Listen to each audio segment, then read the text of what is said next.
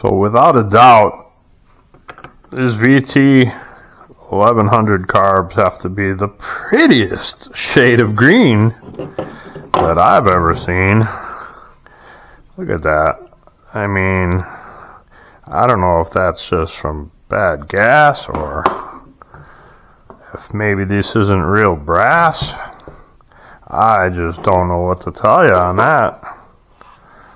Yeah.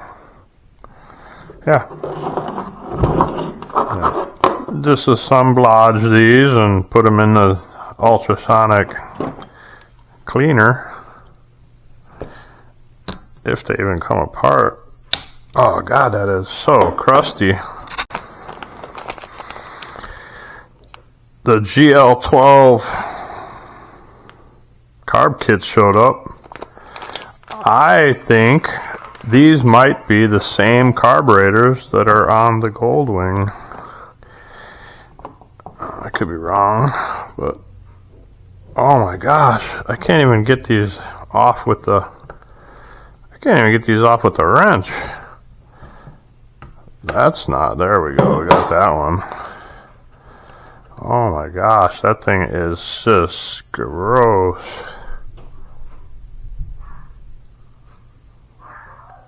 I don't know if I'm going to be able to get those apart. Yeah, they're completely clogged up. Dogs are barfing. Dogs are barking at somebody.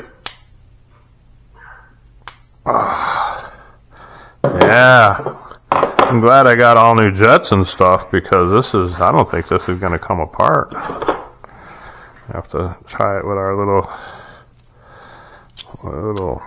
made in China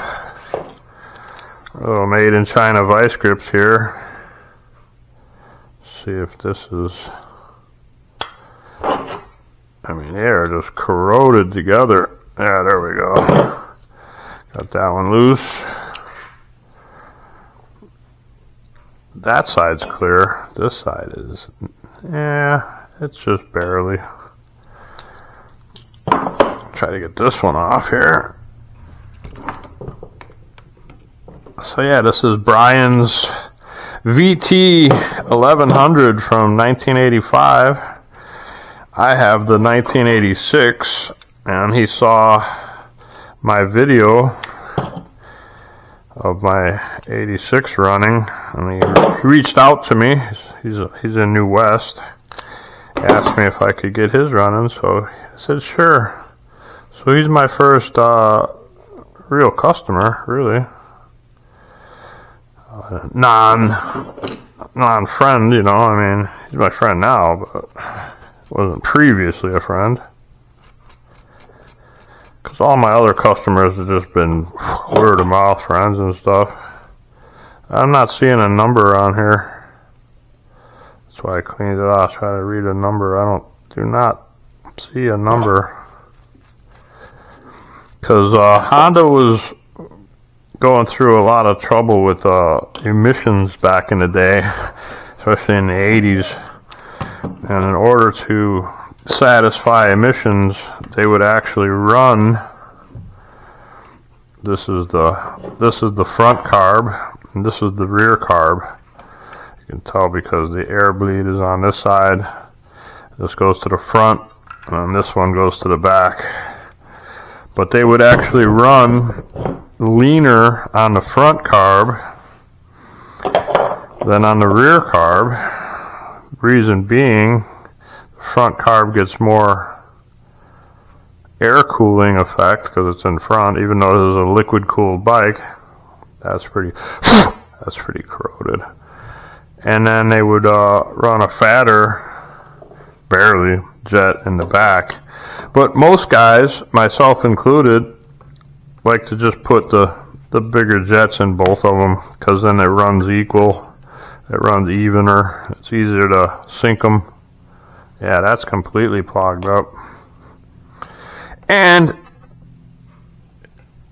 these things are like notoriously, like, they run lean from the factory just because of the emissions and all that stuff. So yeah, you're better off just putting bigger jets in there. I'm not sure if these are bigger jets or not, but I'm gonna spec them out and then put bigger jets because I have a full kit in the drawer, in the box, and we can get this get the float out of here. Should come out by hand, yeah. Come on, you can do it. There we go. Get that pin out. Get the floats. And see, I'm keeping everything separate because I want it to go back. I marked 1, 1, 1 on the top. I marked 2, 2, 2 on the bowl because I want these things to go back together exactly. Now that looks good. Look at that. That's in great shape. That is wonderful. I don't see any problem with that needle or the seat, really. Let's get that out of there. Just do a little. There we go. Get that out of there. I love this little crescent wrench. Cracks me up. It's the smallest crescent wrench I've ever seen. I think I got another one that's even smaller over here somewhere. And that filter looks pretty good. It's a little yellow, but the seat looks clean. It's amazing that it's that clean. Little aluminum washer looks in great shape. Get this one out of here. This is my little air fuel adjustment driver. It's nice because it's flat, so you can do 1/2, 1, 1/2, you know what I mean, you know what I'm talking about. But it's a beautiful day today. It's like 22C, or no, yeah, 22C. It's equates to about, I don't know, 70, 72, yeah, about 72. Just beautiful outside. I took the Kawasaki GPZ out for a nice shakedown run. I got that thing up to 10,000 RPM behind a Harley, full-size Harley with a veteran driving it. And I kept up with him, no problem. I didn't try to pass him. I just wanted to keep up with him. I think that's pretty neat that a 1983 Kawasaki 550 could even think about keeping up with a full-size Harley. This part looks clean. The outside looks clean. I mean, Brian said he cleaned these a couple years ago. The floats sort of, kind of return-ish if you tap it. So yeah, we'll clean that out. Got my JIS driver. Those aren't stripped. That's cool. Throw those in there.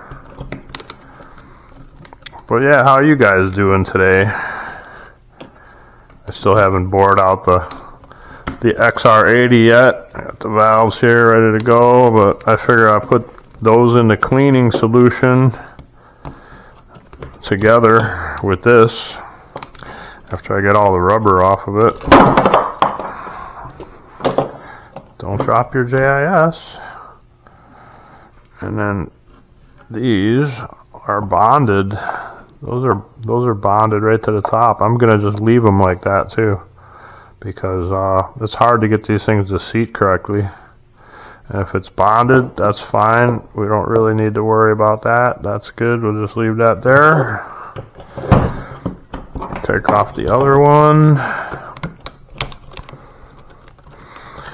Yeah, and then I'll bore this out real fast while these are soaking. Get the carbon out of there. A little bit of carbon built up in there. Maybe get a wire wheel in there.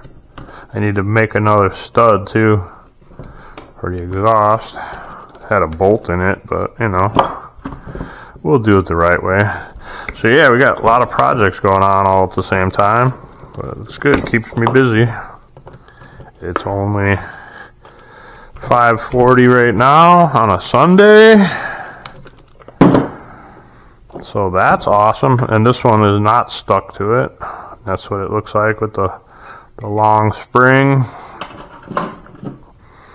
I'll take this out gently. Now you can get replacements to these, believe it or not. But was that incorrectly? Oh yeah, that's the front. Okay, that was incorrect. That was incorrect. But yeah, these are steel and the replacements are plastic. So also, the plastic ones sit down farther. So I'm not sure what Honda was doing with these, but I wound up going with the plastic ones on my VT1100. So the VT stands for V-twin. You know that. You knew that, right? You can stay there. Maybe put some weight on it. It'll stay. You stay there. And yeah, these don't really look that bad, to tell you the truth. Give them a little soaky. I even bought the correct fluid for the ultrasonic cleaner for carburetors. For myself, I just use the Pine Sol stuff.